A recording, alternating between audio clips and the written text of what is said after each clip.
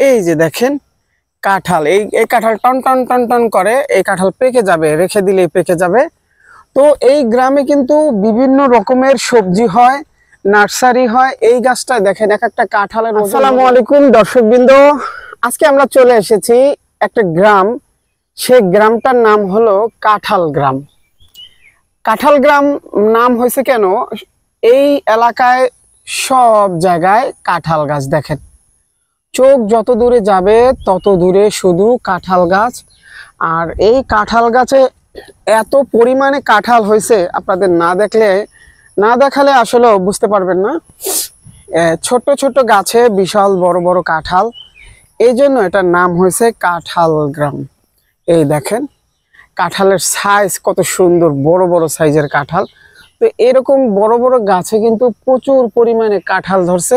এই যে দেখেন কাঁঠাল, এই কাঁঠাল টন টন টন টন করে, এই কাঁঠাল পেকে যাবে, রেখে দিলেই পেকে যাবে। তো এই গ্রামে কিন্তু বিভিন্ন রকমের সবজি হয়, নার্সারি হয়। এই গাছটা দেখেন এক একটা কাঁঠালের ওজন হবে 10 থেকে 12 কেজি এরকম হবে।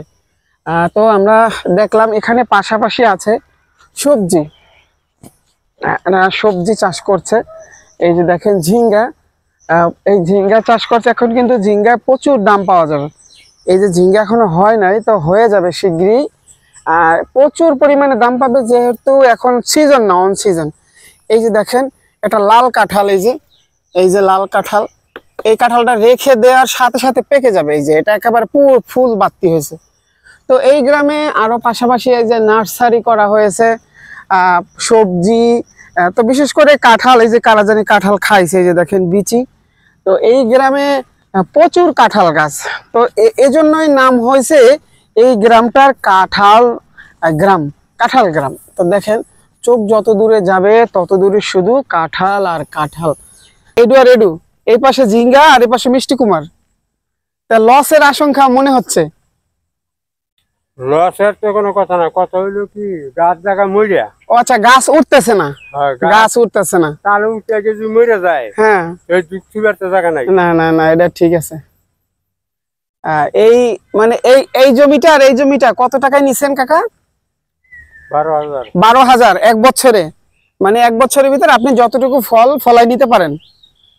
তো আমরা দেখতেছি আসলে এই পাশে কিন্তু মিষ্টি কুমার আর এই পাশে ঝিঙ্গা। তো উনি আসলে একটু কষ্টের কথা বললো যে গাছ মরে যায়। হ্যাঁ, গাছ মরে যায়, এই জন্য আর কি, মানে ওই গাছ একটু বড় হইতে না হইতে গাছ মরে যায়। পাশাপাশি এখানে কাকা এটা হলুদ কি আপনি বুনছেন? হলুদ না আদা? হলুদ হলুদ হলুদ। এই পাশে আছে গরুর ঘাস। ওই মাথা থেকে এই মাথা পর্যন্ত চাষ দিয়ে যাবে 3,000 টাকা, ওই যে ট্রাক্টরে। বাবা রে বাবা। তো দেখা যাচ্ছে দেখাইলাম এই যে কারোর গাছটা আছে, হ্যাঁ এই কারোর গাছ ধরে ও যে হেন ধরে 3,000 টাকা।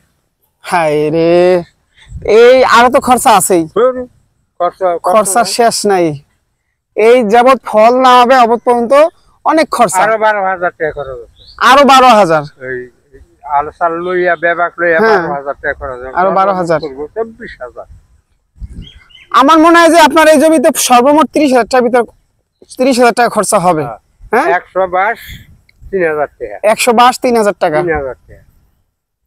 দেখেন আসলে আমরা অনেকে মনে করি যে সবজি বাজারে আসলে মনে করি কি যে সবজি এত দাম কে। আসলে দেখা যাচ্ছে এখানে 1 বিঘা জমি হবে না, এই যে 1 বিঘা 15 কাঠা হবে, 15 কাঠা।